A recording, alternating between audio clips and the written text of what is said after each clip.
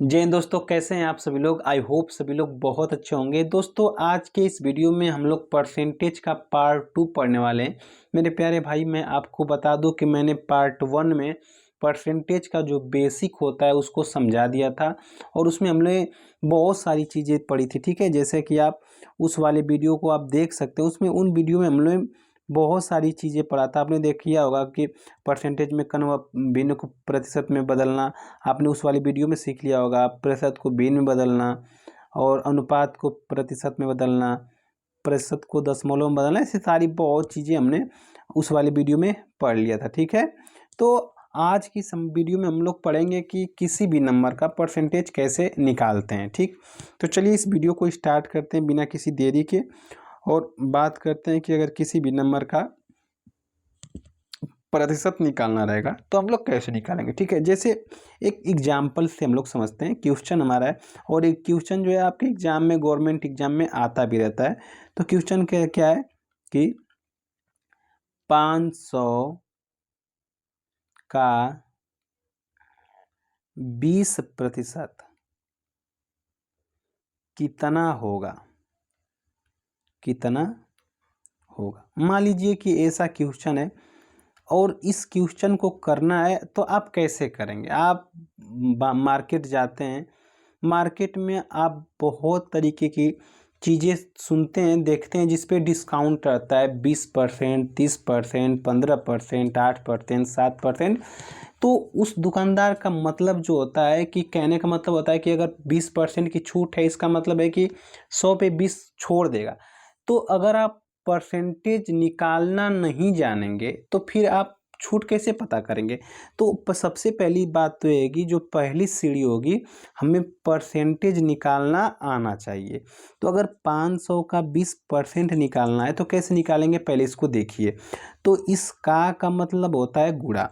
तो 500 का मतलब हो गया गुणा, तो 500 गुणे और 20%, 20 आई इस परसेंटेज को जब हटाएंगे तो नीचे लगा देंगे 100। मैंने आपको पिछली वीडियो में बताया था। ठीक है, 2 जीरो से 2 जीरो कट जाएगा, 20 पाँचे 100, तो हमारा हो जाएगा 100। ये होगा आंसर। ठीक है, तो इस तरीके से हम लोग किसी भी नंबर का परसेंटेज निकालते हैं। चलिए एक और एग्जाम्पल से समझते हैं। जैसे मान लीजिए कि ये पूछ दिया गया आपसे कि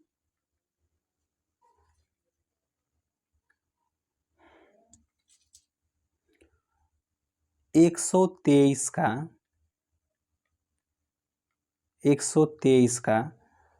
33 सही 1/3 प्रतिशत कितना होगा, कितना होगा।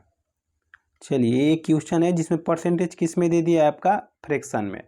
तो इसको कैसे करेंगे, देखिए प्रोसेस सब में सेम रहेगा। जैसे मैंने बताया 123, तो 123 का मतलब हो गया गुणा, और 33 सही 1/3 का जो मतलब होता है 1/3 होता है। इसका परसेंटेज निकालेंगे तो 1/3 आएगा।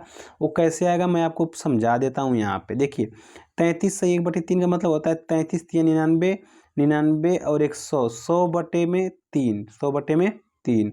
हाँ, इस परसेंटेज को जब, चलिए यहीं पे मैं करता हूँ। ठीक है, 33 तिया 99, 100, इसको पहले यहाँ से हटा दें। तो ये हो गया आपका 100 में कितना हो जाएगा नीचे 3। इस जब परसेंटेज को हटाएंगे तो नीचे क्या कर देंगे, 100 से भाग करना पड़ता है। तो मैं यहाँ पे नीचे लिख दूंगा 100। अब इस 100 से ये वाला 100 कट जाएगा, इस 3 से काटेंगे तो 3 चौका 12, 3 एक कम 3, तो मतलब कितना आ जाएगा आपका 41। ठीक है मेरे भाई, इस तरीके से हम लोग परसेंटेज निकालते हैं। ठीक है, चलिए एक और एग्जाम्पल से समझते हैं। मतलब आपको इस वीडियो से परसेंटेज निकालना आ ही जाएगा, और इतना तो गारंटी समझ लीजिए। ठीक है, इस बात की गारंटी लीजिए कि आपको परसेंटेज निकालना आ जाएगा।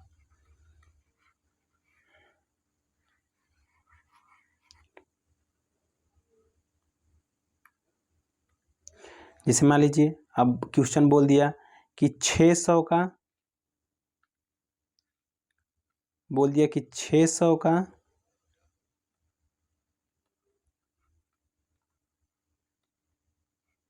12%।